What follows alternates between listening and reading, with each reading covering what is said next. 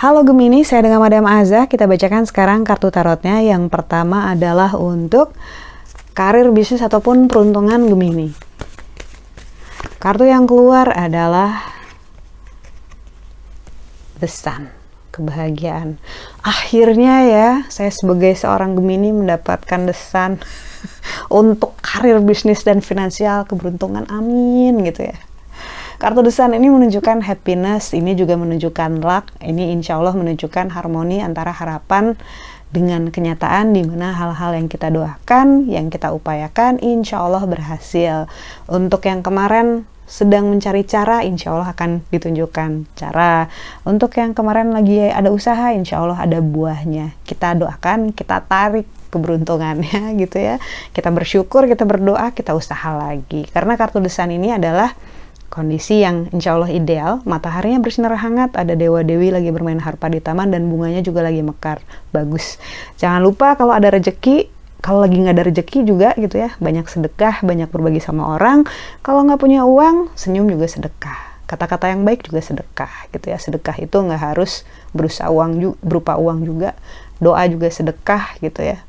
Pertemanan yang baik, kita mau dengerin orang ngomong, orang curhat, itu juga sedekah. Lalu relasi, percintaan Gemini. Kartu yang keluar adalah Star. Ini adanya harapan ataupun kesempatan. Kalau misalnya ada satu orang yang kemarin-kemarin ada di pikiran kamu, ada kemungkinan dia pun sedang memikirkan kamu. Jangan bilang BTS Jungkook ya. He doesn't even know that we exist. Nah, kartu The Star ini menunjukkan adanya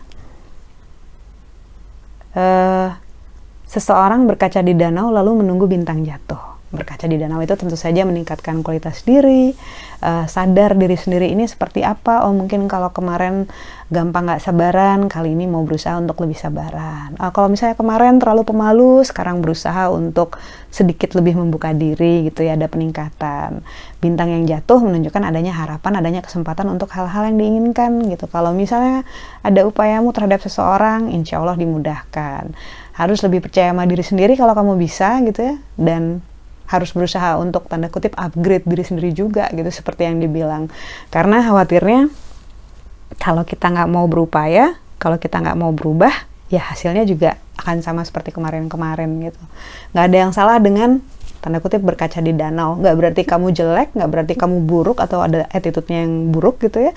Tapi lebih kalau bisa lebih baik lagi, kenapa enggak? Lalu kartu nasihat yang diberikan untuk Gemini. Tadi memberikan nasihat untuk relationship Gemini gitu ya, suruh ngaca, itu ibarat menampar diri sendiri gitu sebagai sesama Gemini. Lalu kartu nasihat yang diberikan untuk Gemini, kartu yang keluar adalah Judgment. Kurang-kurangin sebel sama orang. Enggak. Kartu Judgment ini kan segala unsur api, ada matahari yang bersinar terlalu terik, ada gunung berapi, ada api, ada lahar, ada ular gitu ya. Ini menunjukkan energi api yang membakar gitu. Di satu sisi energinya panas, ngebakar, bisa bikin kalau kerja lebih fire up gitu ya, lebih cepet, mungkin lebih sigit. Di sisi lain jadi nggak sabaran. Cobalah sadar, emang selama ini nggak sadar gitu. Cobalah lebih aware, sama aja sih aware itu sadar. Cobalah lebih aware sama lingkungan sekitar, bahwa sekitar kita itu belum tentu selamanya selaras dengan diri kita. Misalnya kita pengen buru-buru nih ngerjain yang ini, tapi lingkungan kita yang sebelah, kanan kiri itu lagi prioritasnya hal yang beda, yang penting juga buat mereka. Contohnya seperti itu. Atau kita pengen ke A, dia pengen ke B gitu ya. Mungkin hal-hal semacam ini bikin kita kesal. Atau ketika ada perfeksionisme yang tidak bisa kita penuhi sendiri, jadi ini kesalnya ke diri sendiri juga bisa gitu ya.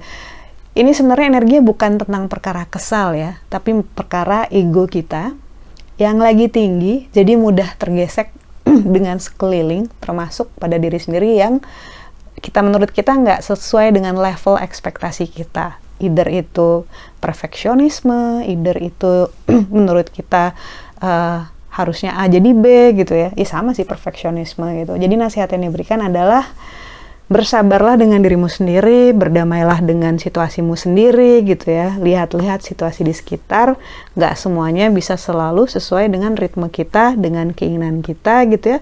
Tiap orang punya jalan cerita sendiri-sendiri, kita fokus aja bikin yang paling baik buat diri kita dan lingkungan kita gitu ya.